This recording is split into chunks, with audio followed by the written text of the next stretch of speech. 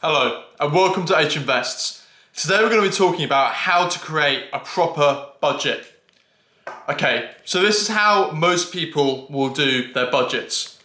They'll do their total income versus their total expenses, and if their total income is greater, everything is all good and rosy. I've put the quote here: spend less than you make and you're doing well. Firstly, I want to say this budget is a good idea. It's more than most people do, and if you do it, you will have a lot of fiscal discipline with your finances. However, it is quite simple, and what I wanted to do was I wanted to show you still a simple but a slightly more comprehensive and a much more effective improvement for the way to do a budget, which will basically give you a much clearer picture of your finances, particularly if you're an investor, and it will help you to kind of understand where do I want to be investing every month and where is my money actually going. So that's what I'm going to show you now. Okay, the improved method, the cash flow budget. Right, so basically all that I've done here is I've broken down income and expenses into a few different things. It's still the same principal idea. Total income, that's pretty much the same. You've got your salary, and then you've kind of got any other side hustles that you've got on top of that for extra income. Maybe it's a little side business, maybe it's dividend income, maybe it's rental income from a property, whatever it happens to be. Then on the expenses side, this is where things get a little bit different. I've broken it down into three core things. I got this idea from basically how businesses do their cash flow statement. You know, I'm looking at cash flow statements when I analyze companies. I thought, wouldn't it be great to take some of this and actually put it into our personal budgets to give us a more comprehensive overview. Okay, so firstly, CapEx. This is a business term. It stands for capital expenditure. Very, very simply, it means it's spending on whatever you need to spend on to maintain the basics of your current lifestyle. For example, your rent, your food, your travel to go to and back from work, your bills, effectively things like that. The essentials to maintain your current standard of living. And if you only spent on CapEx, you would basically maintain your standard of living. You wouldn't really go up, you wouldn't really go down.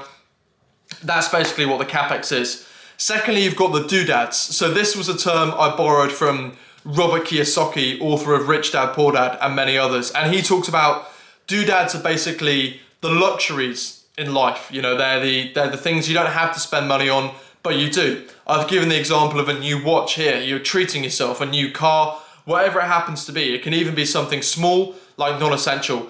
One point I would make is that, like, you know, doodads, they don't necessarily have a negative connotation to them. You know, we all need to go out and treat ourselves and have a bit of fun in life, but it's just for the purpose of the financial statements. They're called doodads, and it shows you that if you're spending too much on them, it's really eating into your opportunities to invest and your free cash flow.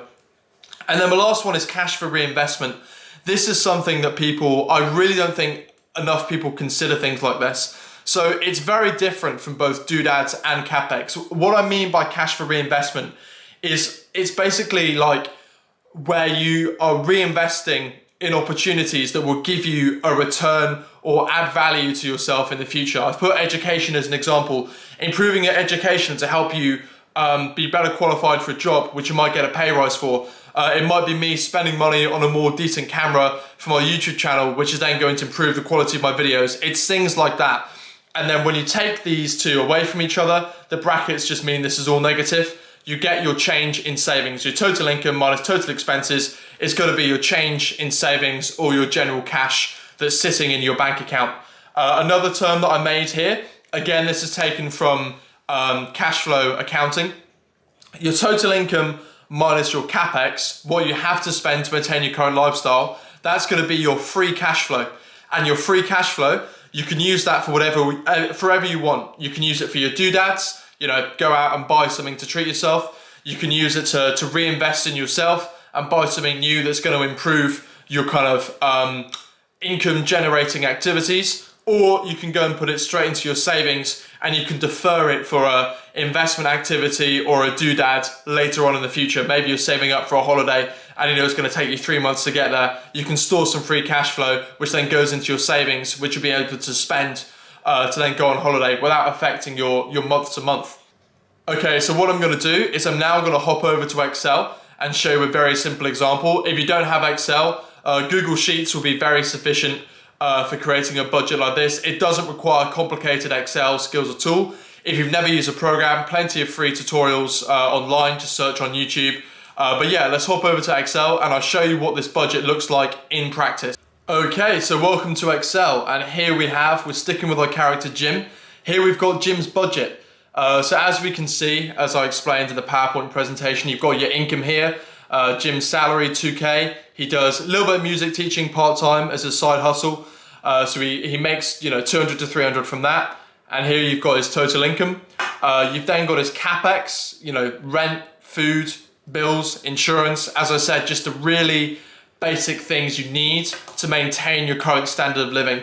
By the way, none of these are kind of, exhaustive lists. There are plenty factors that could go into CapEx. I just did this budget to give you a very, very basic template as to what you might include.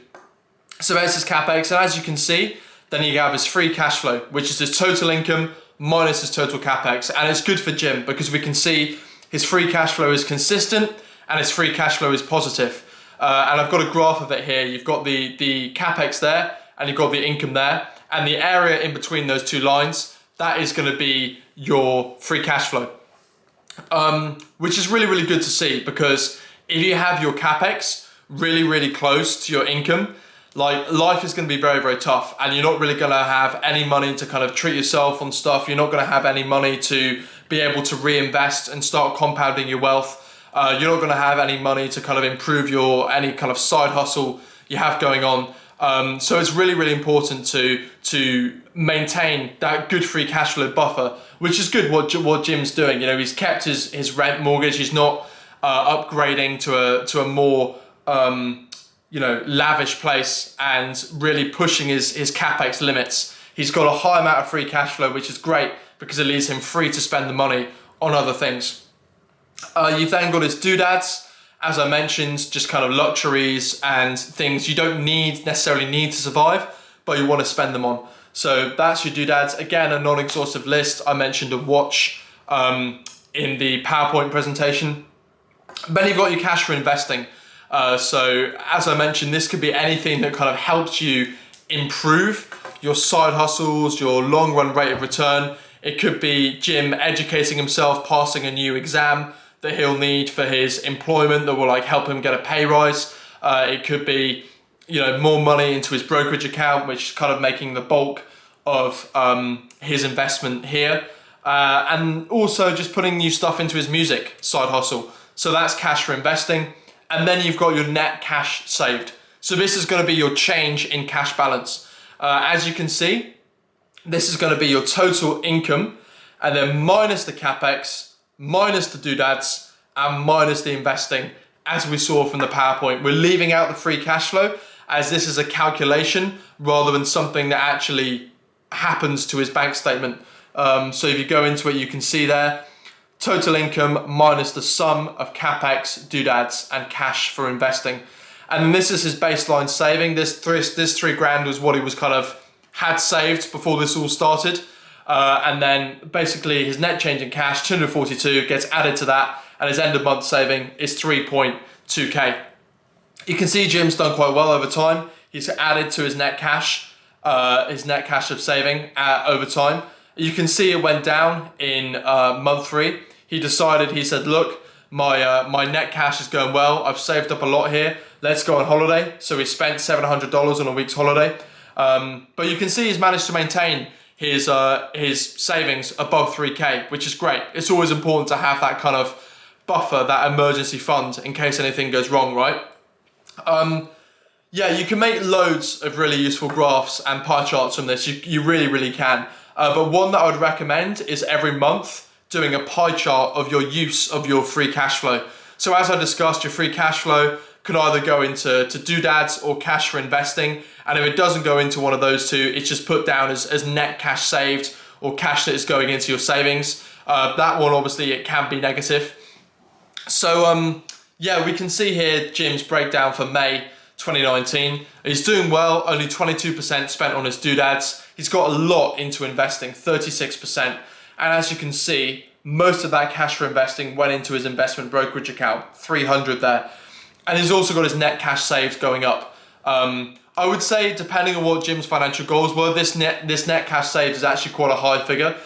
You know, in 5 months, he's gone from his baseline of 3K up to 4K. It depends what he's doing with his money. You know, if he knows that he wants to save up for like a car that's going to cost him 6K, for example, then he knows that he's going to want about 9K in his savings before he then goes ahead and buys that car, so that he's still got the 3K buffer. But it really depends. Obviously, if Jim continues with this pattern, he's just going to have more and more money in his savings account, which isn't necessarily bad, as I said, if he knows he's got a big expense coming up. But then at the same time, you don't want so much money sitting there, but it's not put to good use, either in an investment vehicle or in kind of your side hustle, or just generally improving yourself, and also, you know, treating yourself a bit more with your doodads.